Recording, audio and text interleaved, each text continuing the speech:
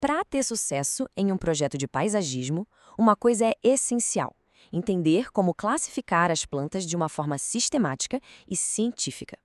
É exatamente essa estrutura que é uma ferramenta fundamental para o planejamento e a execução que vamos detalhar agora. E o ponto central é o seguinte: compreender as categorias das plantas não é só um exercício acadêmico. Na verdade, é o fundamento que garante a seleção técnica correta, a sustentabilidade e, claro, o sucesso estético de qualquer projeto de paisagismo. A nossa rota aqui vai ser bem lógica. Vamos começar pela forma física das plantas. Depois passaremos pelas necessidades ambientais e pelo ciclo de vida, até chegar às aplicações práticas e exigências nutricionais. Certo, então vamos começar. A primeira forma de classificação, e talvez a mais fundamental de todas, se baseia no porte da planta, ou seja, na sua altura e na estrutura do seu caule. Primeiro, as herbáceas. Elas são caracterizadas por terem um caule flexível, não lenhoso e uma estatura menor.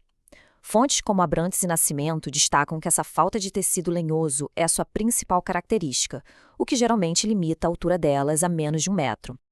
Em seguida, temos as arbustivas. O que define uma planta arbustiva? Basicamente, o caule, que é lenhoso ou semilenhoso, e, o mais importante, as ramificações que surgem bem perto da base.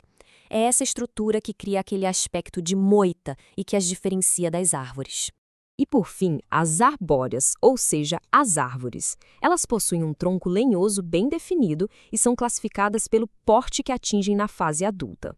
De acordo com as diretrizes técnicas, elas se dividem em pequeno porte, que vai até 6 metros, médio porte, entre 6 e 12 metros, e grande porte, para aquelas que ultrapassam os 12 metros. E o resultado disso tudo é essa imensa diversidade de formas. Dá para perceber bem a gradação na escala, né? Desde as forrações herbáceas, que são quase horizontais, até a imponência vertical das árvores e palmeiras. É a visualização perfeita da diversidade estrutural que acabamos de discutir. Ok, agora que a estrutura física foi compreendida, vamos avançar para as exigências ambientais. Porque fatores como luz e solo, os chamados fatores abióticos, são decisivos para a sobrevivência e o bom desenvolvimento de cada espécie. Aí surge a pergunta: como é que se quantifica a necessidade de luz de uma planta?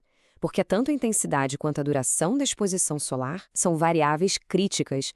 Elas impactam diretamente todos os processos fisiológicos da planta.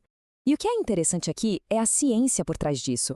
A planta não usa somente a radiação direta do sol. A radiação difusa e a absorvida também são vitais. Cada espécie tem o que se chama de ponto de saturação para a fotossíntese, e entender isso é fundamental para posicionar a planta no lugar correto do jardim.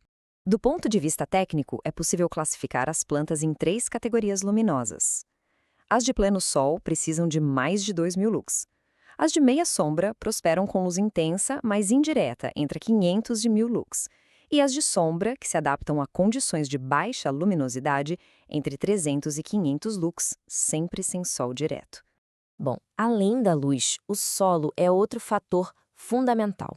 Este quadro compara os dois extremos. De um lado, o solo argiloso, com partículas finas, que retém bastante água e nutrientes, mas corre o risco de compactação. Do outro, o arenoso, que drena até demais e acaba perdendo nutrientes por lixiviação. No fim das contas, o ideal para a maioria dos jardins é um solo de textura média, bem equilibrado. Certo, agora vamos pensar na dimensão do tempo. Compreender o ciclo de vida e a velocidade de crescimento de uma planta não é só uma questão de biologia, é uma questão de planejamento. É isso que vai definir a manutenção, o custo e a aparência do jardim ao longo dos anos. Basicamente, o ciclo de vida se divide em 3 categorias principais. Existem as plantas anuais, que vivem por uma única estação. As bianuais, que completam seu ciclo em 2 anos, tipicamente crescendo no primeiro e florescendo no segundo.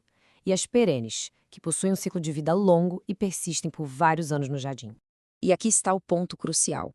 Essa escolha tem implicações práticas e financeiras diretas. As anuais demandam replantio constante, o que eleva custos e mão de obra. As perenes, por sua vez, reduzem a necessidade de intervenção depois que se estabelecem, exigindo apenas uma manutenção periódica. E junto com o ciclo vem o ritmo de crescimento. A classificação técnica mede o incremento anual em altura. Um crescimento baixo é inferior a 0,5 metro por ano. O médio fica entre 0,5 metro e 1 metro. E o alto é quando a planta cresce mais de 1 metro por ano.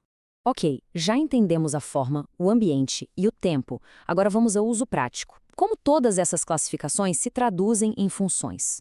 No paisagismo, as plantas são, no fundo, ferramentas de design, cada uma com papéis bem específicos. Vamos começar com a função de forração. São tipicamente plantas herbáceas que crescem mais para os lados do que para cima, criando uma cobertura viva para o solo. É importante notar que, na sua grande maioria, elas não são resistentes ao pisoteio.